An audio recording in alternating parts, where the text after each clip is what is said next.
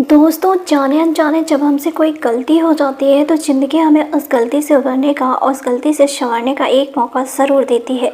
आज की जो कहानी मैं आपको सुनाने जा रही हूँ, इस कहानी में एक सरकारी शिक्षिका है। उसे एक बहुत बड़ी गलती होने जा रही थी। ज़िंदगी ने उसको समझने का मौका दिया, मगर उसने उसको इग्नोर कर दिया। उसके परिवार ने भी उस अवसर को देख लिया था, मगर ध्यान नहीं दिया। वहाँ से निकल कर वापस आना शायद साबित हो रहा था। हालांकि वहाँ से भाग जाने की कोशिश भी की, जान भी बचाने की कोशिश की, मगर उसकी जान पर नहीं बल्कि अब पूरी फैमिली, पूरे परिवार की जान पर खतरा बन चुका था। बात जब शासन प्रशासन तक पहुंचती है तो सबके अंदर बस एक ही बात सता रही थी कि क्या कोई व्यक्ति इतना ज़्यादा क्रूर हो सकता है, क्या कोई व्यक्ति इतना गलत काम भी कर सकता है, वह भी किसी और के साथ नहीं बल्कि अपनों के साथ, वह भी खुद की बीवी के साथ। दोस्तों, आज की सच्ची घटना मैं आपको सुनाने जा रही हूँ। ये सच्ची घटना है मध्य प्रदेश का एक शहर है इंदौर। ये घटना है 11 फरवरी 2022 की सुबह लगभग 7 बजे के आसपास का एक वाकया है। दरअसल एक सरकारी टीचर का भाई जो घर से बाहर निकला था किसी काम के लिए, अचानक से 3 लोगों ने उस पर हमला कर दिया। वह किसी तरह से वहां से शोर मचाता हुआ भागता है और घर में आकर छुप जाता है। इसलिए आसपास के लोग थे वहां भी सब आ जाते हैं, तो वह बदमाश चले जाते हैं। तभी आसपास के लोग अलर्ट भी हो जाते हैं कि आखिर मामला क्या है। वह लड़का घर में जाता है और अपनी बहन से, अपनी माँ से, अपने पिता से कहता है कि जल्दी से अपने आप को संभालो, कुछ लोगों ने हम पर हमला कर दिया है। दरअसल ये बदमाश कोई और नहीं बल्कि इस लड़की की बहन का पति जो होता है, उसी के भेजे हुए वो गुंडे थे। उनसे बचने के लिए वह तुरंत ही पुलिस को इन्फॉर्म करते हैं। पुलिस वहाँ पहुँचती है तो सारे हमलावर वहाँ से भाग चुके थे। अब पुलिस जब इन सबको अपने पास बुलाती है और सच के बारे में पूरी जानकारी जुटाने की कोशिश करती है, तब जो सच्चाई निकल के सामने आती है वाकई में रोंगटे खड़े कर देने वाली जानकारी होती है। सन 2020 में एक लड़का है जिसकी उम्र अभी लगभग 45 साल की है। मैट्रिमोनियल पर फेक आईडी बनाते हैं। आईडी में लिखते हैं कि वे एक तलाकशुदा हैं, उन्हें खूबसूरत बेबी चाहिए, पत्नी चाहिए, और अपनी डेट ऑफ बर्थ वे 1985 के बजाय 1974 लिखते हैं। पैसे से वो बिल्डर है और लगभग सालाना 1 करोड़ से ज़्यादा कमाता है। इस कमाई को देखने के बाद शायद कोई भी व्यक्ति, कोई भी महिला, कोई भी परिवार आसानी से इम्प्रेस हो जाएगा। ऐसा ही हुआ उस सरकारी शिक्षिका के साथ जिसका नाम है निशा। उसे देखने के बाद मैट्रिमोनियल पर तो बातचीत नहीं की, मगर फेसबुक पर एक रिक्वेस्ट भेज देती है। अब रिक्वेस्ट भेजने के बाद यहाँ से इनकी दोस्ती की शुरुआत हो जाती है। अब दोस्ती कहीं ना कहीं प्यार में बदल जाती है और यह दोनों एक दूसरे के रिश्ते में, एक बंधन में बंधने की बातें कर लेते हैं। और वह दिन भी आ जाता है कि 24 अक्टूबर 2020 छत्तीसगढ़ की राजधानी रायपुर का एक आलीशान होटल के अंदर दोनों की धूमधाम से शादी होती है। मगर एक बात थी इस शादी के अंदर जिस पर शायद घर वालों ने गौर किया है, शायद उस लड़की ने भी गौर किया है, मगर यह गौर करने वाली बात उन्होंने इग्नोर कर दी। वह लड़का सिर्फ अकेला आया था। उस लड़के से सवाल पूछा गया कि तुम अकेले क्यों आए हो, तुम्हारे परिवार में माँ बाप, भाई बहन, रिश्तेदार कोई भी नहीं है? तो उसने कहा कि कोई भी मेरे इस रिश्ते को लेकर खुश नहीं है, क्योंकि मैंने इस रिश्ते के बारे में पहले ही बता दिया था कि मैं निशा से शादी करना चाहता हूँ। तो वे लोग खुश नहीं हैं और अब हमारी शादी हो जाएगी तो हम साथ में रहेंगे तो परिवार वाले भी मान जाएंगे। अब सरकारी टीचर के घर वालों ने इस बात को भी इग्नोर कर दिया और इस पर ज़्यादा गौर नहीं किया, क्योंकि वह एक अच्छे परिवार से बिलोंग करता था, एक रईस खानदान से ताल्लुक़ रखता था। शादी हो जाती है धूमधाम से। वो लोग रायगढ़ में ही 2-4 दिन रहते हैं धूमधाम से। जैसे एक औपचारिकताएं होती हैं शादी के बाद, वह सारी औपचारिकताएं पूरी होती हैं। अपनी सुहाग रात मनाते हैं और बहुत ही खूबसूरत पल लड़की के परिवार वालों के साथ बिताते हैं। फिर उसके बाद इंदौर चले जाते हैं। इंदौर में एक होटल में रहते हैं और होटल में आने के बाद वह ऐसे ज़िंदगी के पल बिताए मानो ज़िंदगी के बहुत ही खूबसूरत दिन थे। अब इस लड़के के साथ जिसका नाम है राकेश विश्वकर्मा, क्योंकि यह एक बहुत ही बड़ा बिल्डर है और शहर का नामी आदमी है, उसके साथ उसकी पत्नी निशा यानी जो सरकारी टीचर थी, वह दोनों लगभग 15 दिन के आसपास वहाँ रहते हैं और वहाँ बहुत ज़्यादा खुश थे। ज़िंदगी के यह खूबसूरत दिन थे जो बिताए जा रहे थे। इसके बाद निशा जिद करती है कि मुझे अपने घर वालों से मिलवाओ, बाकी सबसे लोगों से मिलना चाहती हूँ। तो राकेश ने कहीं ना कहीं एक बहाना बनाया कि हम लोग अभी नहीं मिल सकते हैं, अभी घर का माहौल ठीक नहीं है, इसलिए मेरा जो भी फार्म हाउस है तुम्हें वहाँ चलना चाहिए। इसका एक फार्म हाउस है जो कि एक इलाका है मध्य प्रदेश का शिवपुर थाना क्षेत्र के इलाके में। इसका एक फार्म हाउस है जिसे देखने के बाद निशा देखती ही रह जाती है। उसके अंदर अच्छे अच्छे सोने के लिए बेड, और किसी भी चीज़ की ज़रूरत होती तो हर चीज़ यहाँ पर मौजूद है। बड़ी बड़ी गाड़ियाँ हैं, इस तरीके की कंपनियों की चीज़ें यहाँ पर अवेलेबल हैं, आसानी से उपलब्ध हो जाती हैं। हर तरफ से सीसीटीवी कैमरा लगे होते हैं। अब जब निशा इसकी फार्म हाउस में आती है तो उसे लगा कि जैसे कि इसकी ज़िंदगी की सबसे खूबसूरत पल शुरू होने वाले हैं। यहाँ पहले से एक नौकर मौजूद है और उनका स्वागत बहुत ही अच्छे ढंग से करता है। और यहाँ लगभग 15 दिन तक बहुत ही बेहतरीन, बहुत ही शानदार तरीके से दोनों लोग रहते हैं। पूरी ज़िंदगी खुशहाल चल रही है।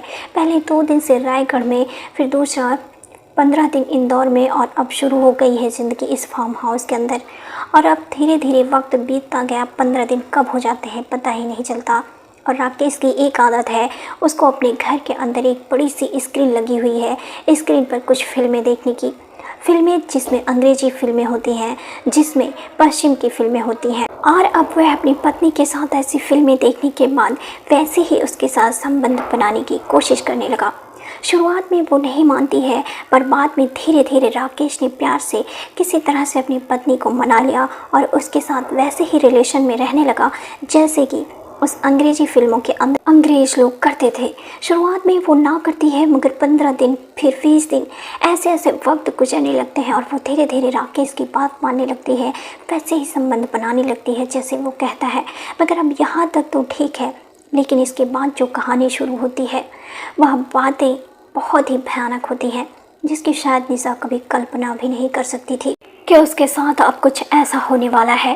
पहले राकेश का एक दोस्त आता है, अमित भदौरिया। फिर अब यह दोनों खाना खाते हैं, साथ रहते हैं। और साथ ही राकेश कहता है कि आज निशा तुम्हारा डांस देखने का मन कर रहा है। अरवी डांस देखने के लिए उसने कपड़ों की जुबानी ही ख़त्म कर दी थी। वह कहता है कि तुम्हारे तन पर कोई कपड़ा नहीं होना चाहिए, कपड़े थे तो सिर्फ थोड़े से हिस्से को, प्राइवेट पार्ट को ढकने के लिए थे। यह पहला दिन था। निशा ने जब विरोध किया तो उसके साथ राकेश शस्त्र की नोक पर लेकर उसके साथ नंगा नाच शुरू कर देता है। अभी तक इसका पति इसके साथ अननेचुरल सेक्स करने लगा था, उसके साथ बहुत सारी हरकतें करता था जो कि उन फिल्मों में होती थी। अब राकेश का दोस्त भी उसके साथ शामिल हो जाता है और यहाँ से शुरू होता है इस कहानी का ऐसा नंगा नाच जिसके बारे में आप सुनेंगे तो थर्रा उठेंगे। इसको नचाया जाता है। पहला दिन था, यह शस्त्र की नोक पर मान जाती है और पहले दिन राकेश का दोस्त भी अब वही काम करता है जो काम अब तक उसका पति कर रहा था। राकेश निशा को खाने की एक तरह परोसने लगा। अब यहाँ से इसके साथ गलत हरकतें शुरू हो जाती हैं। अगले दिन से एक नया दोस्त आता है, फिर अगले दिन एक नया दोस्त होता है, फिर एक और दोस्त आता है। पहले से एक नौकर मौजूद था ही वे अलग, और शायद ही कोई ऐसा दिन नहीं था कि अब दोस्तों यहाँ आने जाने का सिलसिला कम नहीं होता। राकेश दोस्तों के साथ मिलकर सबके सब ब्लू फिल्में देखते थे। फिल्म देखने के बाद निशा के साथ गंदी हरकतें करते थे, एक साथ करते थे, उसके साथ हर तरह का सेक्स करते थे। यही नहीं, अब सिगरेट से उसको दागना भी शुरू कर दिया। शरीर का कोई ऐसा अंग नहीं होगा जहाँ पर निशा के शरीर पर उसके दागने के निशान ना हो। निशा वहाँ भागने की तमाम कोशिश करने लगती है, क्योंकि यह एक पूरा इलाका है जिससे उस पूरे फार्म हाउस में सीसीटीवी कैमरे भी लैस हैं और उसने उस फार्म हाउस को अपनी मुट्ठी में कर रखा था। वह सब ऑनलाइन थे, तो राकेश उसे ऑनलाइन अपने मोबाइल में उसे देखता रहता था और साथ ही नौकर को भी कहता है कि इस पर कड़ी से कड़ी नज़र रखो और अब ना इसके कमरे में और ना ही इसके तन पर एक भी कपड़ा नहीं होना चाहिए। यदि यह भागने की यहाँ से कोशिश भी करती है तो इसे भागने का बिल्कुल भी अवसर नहीं मिलना चाहिए। इस तरह से नज़र रखी जाने लगी और आए दिन कोई ना कोई दोस्त आता था, उसके साथ संबंध बनाता था, जैसे मन चाहे वैसे करता था। शुरुआत में 3 या 4 दोस्त होते हैं, फिर संख्या धीरे धीरे बढ़ने लगती है। अब संख्या 10, 15, 20 तक पहुंच जाती है। जिसका मन करता था वही निशा के साथ गंदी हरकतें करता था। जब मन करता था निशा अपने घर वालों से बात करने के लिए तो रिक्वेस्ट करती थी, हाथ पैर जोड़ती थी कि मुझे अपने परिवार वालों से बातचीत करा दो। तब उसको शस्त्रों की नोक पर रख कर उसके घर वालों से बातचीत कराई जाती थी और वो सिर्फ अपने घर वालों से हाल चाल लेती थी, अपने बारे में हाल चाल बताती, सब झूठ बोलती। और इसके पति राकेश विश्वकर्मा ने उसके साथ हर बात, हर जुर्म की इंतहा पार कर दी थी। अब धीरे धीरे 3-4 महीने गुजर जाते हैं, उसको पता ही नहीं चलता और धीरे धीरे वक्त आगे गुजरता चला जाता है। और वहाँ लड़की बार बार रिक्वेस्ट करती है कि मुझे यहाँ से जाने दो, मैं यहाँ से जाना चाहती हूँ, मुझे छोड़ दो, मैं कभी भी तुम्हें परेशान नहीं करूँगी। बहुत सारी बातें कहती हैं अब चाहे उसके रोने की बात हो जाए, चाहे उसके गिड़गिड़ाने की बात हो, कुछ भी हो, राकेश विश्वकर्मा और उसके दोस्तों पर इस बात का कोई भी असर नहीं पड़ रहा था। अब यहाँ न केवल निशा के साथ ऐसा होता था, बल्कि शहर के अन्य लड़कियों को भी यहाँ बुलाया जाता था, उनके साथ भी नंगा नाच कराया जाता था। ऐसा कोई दिन नहीं था जब निशा से यहाँ पर उसे ऐसा गलत काम नहीं कराया जाता और बिना कपड़ों के बिल्कुल निर्वस्त्र करके उससे डांस कराया जाता है। मगर एक दिन भी ऐसा भी आता है जब लता की रिक्वेस्ट स्वीकार कर ली जाती है, एक्सेप्ट कर लिया जाता है। उसका पति मान जाता है, कहता है कि यदि तुमने यह बात किसी को अपने घर, अपने मायके जाकर बताओगी तो तुम्हारे साथ वह हादसा किया जाएगा, तुम शायद कल्पना भी नहीं कर सकोगी। तुम्हारी वीडियो बनाई गई है जिसमें ये दिखाऊंगा कि तुम एक गलत काम करती थी। दोस्तों, चुपचाप रह लेती है अपने मायके में जाकर निशा। उसने अपने परिवार से, अपने भाई से किसी को भी कोई बात नहीं बताई थी उसके साथ ऐसा जुल्म वहाँ पर हुआ है। मगर कुछ दिन के बाद राकेश का दोस्त राकेश विश्वकर्मा को फिर से निशा को लाने के लिए उसके मायके भेजता है। उसे कैसे भी वापस करके ले आओ, नहीं आते तो उसको मार डाला है। 15 दिन से लगातार इसकी सेटिंग कर रहे थे और निशा के घर आने के बाद एक दिन जब उसका भाई घर से निकलता है तो उस पर जो हमला करने की कोशिश करते हुए और कोई नहीं, हालांकि भाई ने भागकर अपनी जान बचाई। इसकी बहन पर भी हमला करने की कोशिश की, मगर तब तक पुलिस वहां आ चुकी थी। पुलिस को देखकर वह लोग भाग जाते हैं। निशा जब सारी बातें पुलिस वालों को बताती है तो इन सारे लोगों को गिरफ्तार कर लिया जाता है। पुलिस मुकदमा दर्ज करती है इन चारों आरोपियों के विरुद्ध, जिसमें अंकित बघेल, विवेक विश्वकर्मा, विपिन भदौरिया, राकेश विश्वकर्मा, इनके खिलाफ मुकदमा दर्ज किया जाता है आईपीसी की धारा, जिसमें 376 2G, 376 2N, 377, 323, 594, 206, 25 आर्म एक्ट के तहत मुकदमा दर्ज किया जाता है। पुलिस उनकी गिरफ्तारी के लिए परमिशन देती है कि जल्द दूर भाग नहीं पाते हैं और आखिरकार पुलिस ने बहुत ही कम समय में उनकी गिरफ्तारी कर लेती है और उनसे पूछताछ करती है। इस फार्म हाउस की तलाशी ली जाती है। उस फार्म हाउस पर सेक्स बॉय मिलते हैं और ऐसी कोई भी चीज़ नहीं थी जो पुलिस को वहां पर नहीं मिलती है। फिर मामला नगर निगम तक पहुंचता है तो जो टीम विलास पुष्कर संदीपान हैं, साथ ही एसपी धर्मेंद्र सिंह, ये दोनों मिल करके इस मामले की जांच कराते हैं कि यहाँ जो फार्म हाउस है वे सही है या गलत है। तो यह कागजों में था ही नहीं, इसलिए इस पर बुलडोजर चलाकर गिरा दिया जाता है। साथ ही इन सब आरोपियों को गिरफ्तार करके इन्हें जेल भेज दिया जाता है और इस मामले की जाँच पड़ताल की जा रही है।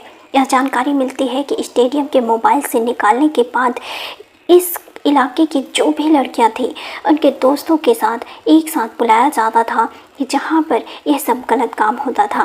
काश इस लड़की ने पहले दिन से हिम्मत जुटाई होती। 24 अक्टूबर 2024 को जब राकेश अकेला आया था तो यह शादी न करती, पहले उसके बारे में सब कुछ जानती समझती, फिर कोई कदम उठाती तो महिला टीचर के साथ इतना कुछ बुरा अत्याचार नहीं होता। प्राप्त जानकारी के लिए मैं आपको बता दूं, जब उसके फार्म हाउस को गिराया जा रहा था, नगर निगम की टीम वहां पर कार्रवाई कर रही थी। अचानक से इसकी पहली बीवी प्रकट हो जाती है अपने 3 बच्चों को लेकर और वह कहती है कि हम दोनों का कोई तलाक नहीं हुआ है, हालांकि यह गलत किस्म के इंसान है, मगर मेरे बच्चों का क्या कसूर है, इस फार्म हाउस को क्यों गिरा रहे हैं। अब हैरान करने वाली बात यह भी थी कि इसको अपने फार्म हाउस की चिंता है और अपने पति की चिंता थी, तो क्या अब बीच में एक बार भी ऐसा मौका नहीं था कि वह आकर अपने पति की हरकतों को, इस फार्म हाउस को देखती या फिर इसके पति कहाँ रहते हैं इसकी जानकारी जुटाने की कोशिश करती। पहली पत्नी ने ऐसी कोई जानकारी बताने की कोशिश नहीं की थी। पत्रकारों से बातचीत में पता चलता है कि इसकी पहली पत्नी पति के फार्म हाउस को बचाने के लिए प्रशासन को गुमराह करने की कोशिश करते हैं, लेकिन जो मध्य प्रदेश के मुख्यमंत्रियों के आदेश के बाद एसपी फार्म हाउस को पूरी तरह से तहस तहस कर देते हैं तथा सारी संपत्ति की जांच की जा रही है। इसकी कहां कहां संपत्ति कितने की है वो सब खत्म करने की कोशिश की जा रही है। बाकी निशा की जिंदगी में जो हुआ है उसको शायद कभी भुलाया ही नहीं जा सकता है, क्योंकि लता के प्राइवेट पार्ट पर इतनी ज़्यादा निशान है कि उन्हें शायद कि पूरी ज़िंदगी में ख़त्म किया जा सकता है। हालांकि वह एक अच्छी ज़िंदगी जी सकती थी क्योंकि वह एक सरकारी टीचर थी, मगर उसने थोड़े से पैसे देकर राकेश विश्वकर्मा को अपने पति के रूप में चुना और उसके पति ने उसके साथ ऐसा किया जो शायद कोई पति अपनी पत्नी के साथ कभी सपने में भी सोच भी नहीं सकता। जो उसने किया, ना केवल उसने खुद किया बल्कि अपने 15 से 20 दोस्तों के साथ हर दिन एक वैसा की तरह करवाया।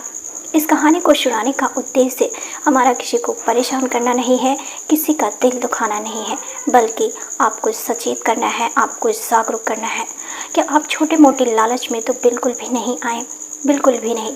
क्योंकि जो खुद की कमाई होती है उससे आप अच्छी तरह से ज़िंदगी बहुत अच्छी तरह से संवार सकते हैं, उसी के आगे बढ़ सकते हैं। और निशा के पास तो एक ऐसा मौका था, एक ऐसा अवसर था जिससे वह अपनी खुद की कमाई से सारे सपने पूरे कर सकती थी, मगर उसने एक झूठी ज़िंदगी जीने के लिए सहारा लिया था राकेश विश्वकर्मा का।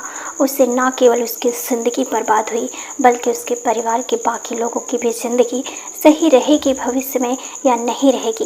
कानून इनके खिलाफ कितने लंबे समय तक कार्रवाई करेगा, कब तक इन्हें जेल में रहेंगे, बहुत सारे सवाल हैं जो अभी बने हुए हैं। तो आप सब अपना ख्याल रखें, सुरक्षित रहें। मिलते हैं अगली वीडियो में। जय हिंद, जय भारत।